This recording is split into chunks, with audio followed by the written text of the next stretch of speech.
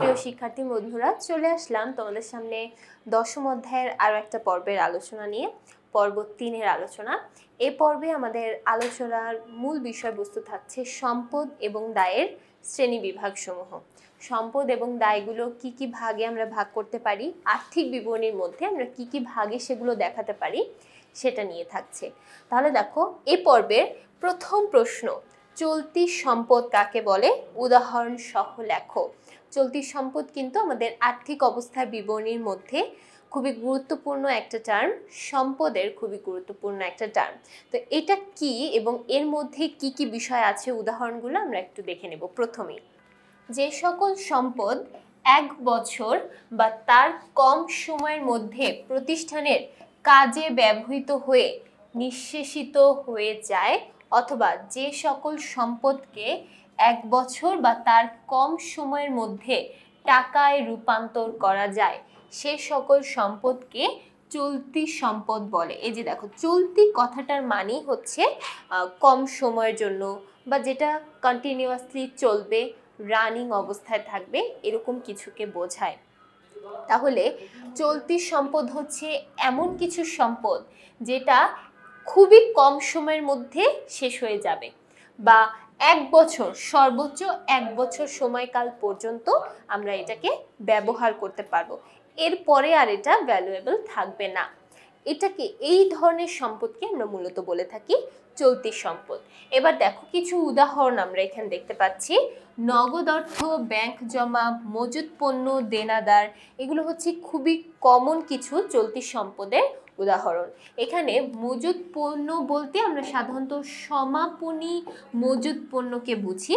শুধুমাত্র এই মজুদ পণ্য না, এখানে যত ধরনের যা যা কিছু আছে প্রত্যেকটাই হচ্ছে সমাপনী, অর্থাৎ বছরের শেষে, একদম শেষে যে অংশটাই আছে সেটাই হচ্ছে আমাদের সমাপনী নগদ জমা, ব্যাংক জমা অথবা মজুদ পণ্য।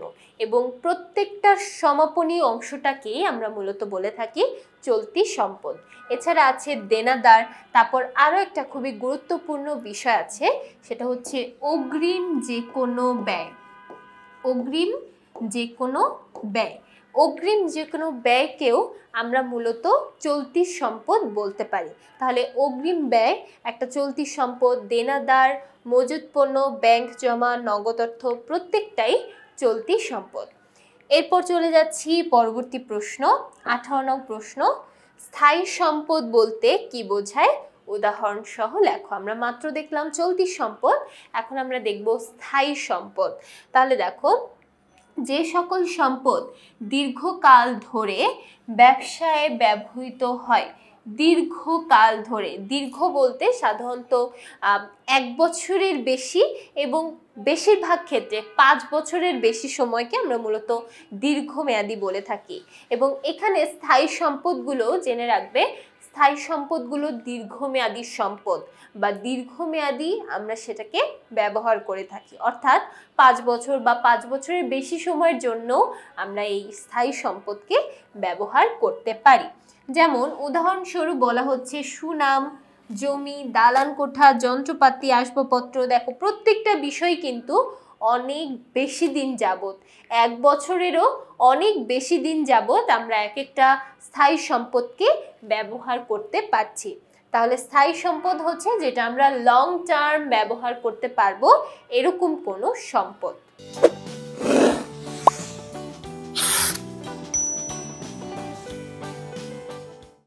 এরপর চলে যাচ্ছি 20 নং প্রশ্ন, বকেয়া খরচ কেন চলতি দায়ের অন্তর্ভুক্ত।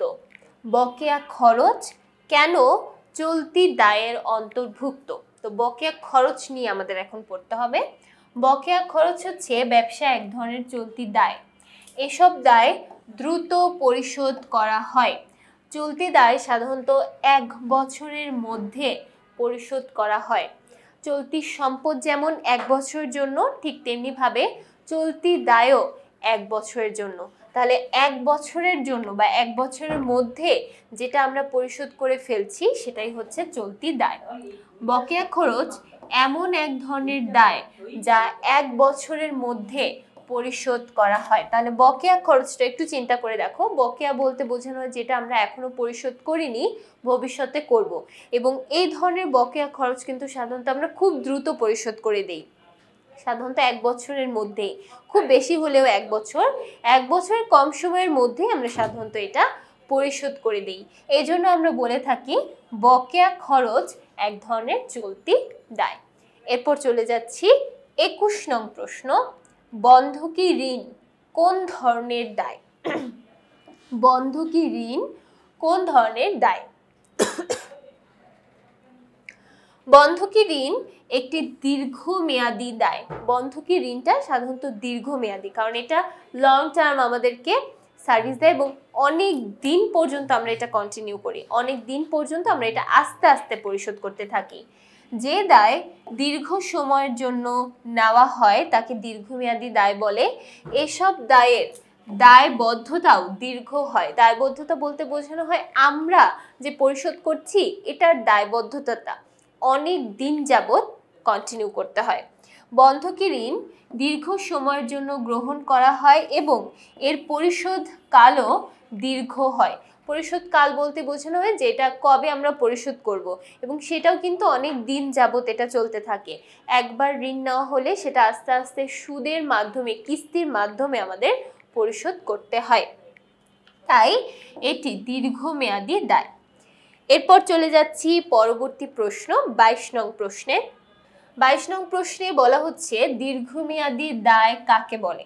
আমরা দীর্ঘমেয়াদী দায় বলতে কোনগুলোকে বুঝি, এখানে আমরা অবশ্যই চেষ্টা করব দু একটা উদাহরণের মাধ্যমে লিখে দিতে। যেমন দেখো এখানে বলছে যেসব দায়ের অর্থ দীর্ঘমেয়াদে পরিশোধযোগ্য, অর্থাৎ যার পরিশোধের মেয়াদকাল 1 বছরের অধিক সময় হয় তাকে দীর্ঘমেয়াদী দায় বলে। যেই দায়গুলো সাধারণত আমরা 1 বছরের বেশি সময় যাবত এটাকে কন্টিনিউ করি এবং 1 বছরের বেশি সময় পরে গিয়ে আমরা সেই দায়টাকে পরিশোধ করতে পারি। যেমন আমরা যখন কোনো ঋণ নিয়ে থাকি সেই ঋণটা আমরা সাধারণত অনেক বেশি সময়ের জন্য নিয়ে থাকি, যেগুলো ব্যাংক ঋণ হয়। কিছু কিছু ব্যাংক ঋণ কম সময়ের জন্য 6 মাস 1 বছর পর্যন্ত হয়, কিছু কিছু ব্যাংক ঋণ অনেক বেশি সময় যাবত আমাদের এটা কন্টিনিউ করতে হয়। যেমন 5 বছর বা 3 বছরের জন্য আমরা যদি কোনো ব্যাংক ঋণ নিই তাহলে সেই 3 বছর পর্যন্ত আমরা সেটা কন্টিনিউ করি এবং আস্তে আস্তে করে সেটা পরিশোধ করতে থাকি। বিভিন্ন কিস্তিতে, বিভিন্ন সময়ের কিস্তিতে আমরা সেই অর্থগুলো পরিশোধ করে থাকি। এজন্য বলা হচ্ছে যে এটা অনেক বেশি, 1 বছরেরও অধিক সময়ের জন্য আমরা এটা কন্টিনিউ করি, এটাই হচ্ছে দীর্ঘমেয়াদী দায়। যেমন এখানে কিছু উদাহরণ দিয়ে দেওয়া হয়েছে, ঋণপত্র, বন্ধকি ঋণ, তারপর হচ্ছে অন্যান্য দীর্ঘমেয়াদী ঋণ। তাহলে ঋণপত্র বলতে আমরা সাধারণত বন্ড বা ডিবেঞ্চার এগুলোকে বুঝে থাকি। তারপর আছে বন্ধকি ঋণ। বন্ধকি ঋণ মানে হচ্ছে যেখানে আমাদের বন্ধকের বিনিময়ে আমরা কোনো ঋণ গ্রহণ করছি সেই বিষয়টা। এবং তারপর হচ্ছে অন্যান্য দীর্ঘমেয়াদী ঋণ। এই দুইটা ছাড়াও আরও বিভিন্ন ধরনের দীর্ঘমেয়াদী ঋণ আমরা গ্রহণ করে থাকি, সেগুলোকে বোঝানো হয়েছে। তাহলে এই ছিল আমাদের সম্পদ এবং দায়ের শ্রেণীবিভাগ সমূহ। আশা করছি প্রত্যেকটা শ্রেণীবিভাগ এবং প্রত্যেকটা শ্রেণীবিভাগ থেকে যে প্রশ্নগুলো আমরা দেখালাম সেই প্রত্যেকটা প্রশ্নই সবাই বুঝতে পেরেছো। সবাইকে পরবর্তী পর্বগুলো দেখার জন্য আমন্ত্রণ জানাচ্ছি। সবাইকে ধন্যবাদ।